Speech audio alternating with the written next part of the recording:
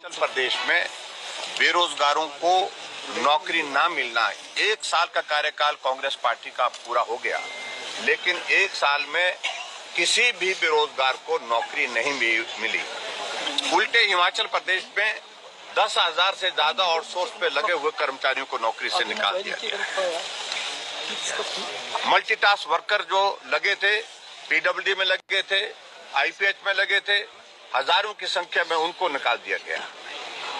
और कहा, एक तरफ कांग्रेस पार्टी ने सत्ता में आने से पहले गारंटी दी थी कि हिमाचल प्रदेश में कांग्रेस पार्टी की सरकार अगर सत्ता में आती है 5 लाख बेरोजगारों को हम हिमाचल प्रदेश में नौकरी देंगे। और उसमें आगे बढ़ करके ये कहा था, कैबिनेट की पहली बैठक में ये निर्णय लिया जाएगा कि 1 लाख बेरोजगारों के लिए नौकरियां निकाल दी जाएंगी। लेकिन एक साल बीता, किसी भी कैबिनेट में नौकरी की खबर अभी तक हमको सुनने को नहीं मिली और किसी को रोजगार अभी तक मिला नहीं। उल्टा हिमाचल प्रदेश में जो नौकरियां हमने कैबिनेट से स्वीकृत करके उनको प्रोसेस, भर्ती की प्रक्रिया जो शुरू की थी, उस प्रक्रिया के अंतर्गत कुछ लोगों को नौकरियां देने की जो है वो बात जो चली हुई थी, वो भी अभी तक जो है उसमें से बहुत सारे बच्चों के हजारों की संख्या में जिनके परिणाम अभी तक नहीं निकाले गए। और इस प्रकार से परिस्थिति, इस प्रकार से हिमाचल प्रदेश में नौजवान बहुत फ्रस्ट्रेटेड है, चिंतित है अपने भविष्य के बारे में।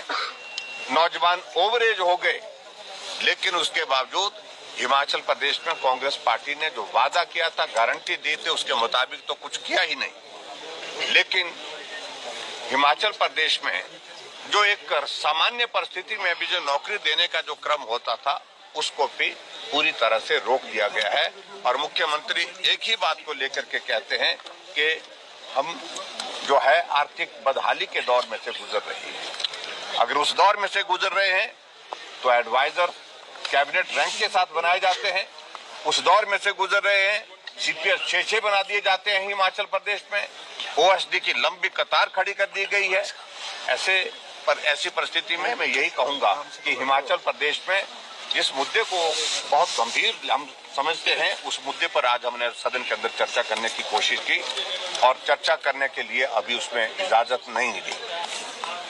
सामान्य रूप से ये होता है कि सरकार में जब कोई दल होता है तो उनकी ओर से इस प्रकार का प्रदर्शन करने की आवश्यकता होती नहीं है। इस प्रकार से वो बात नहीं करते और बौखलाहट है।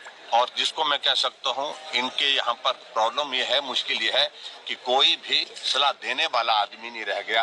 हर कोई हर कुछ करने के लिए उतर जाता है। तो ये परिस्थिति कांग्रेस पार्टी के अंदर एक फ्रस्ट्रेशन, और ज्यादातर वो लोग थे जिनको कुछ बनाया नहीं है।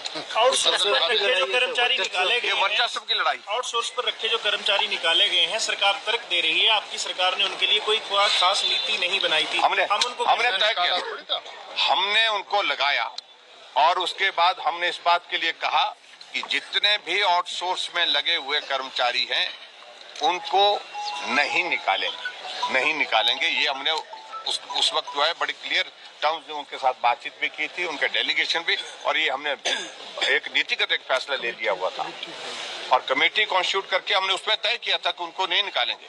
और पर्टिकुलरली जो कोविड के दौरान लगे हुए उनके बारे में तो हमने बिल्कुल साफ कहा था कि इन बच्चों ने बहुत कठिनाई में काम किया है।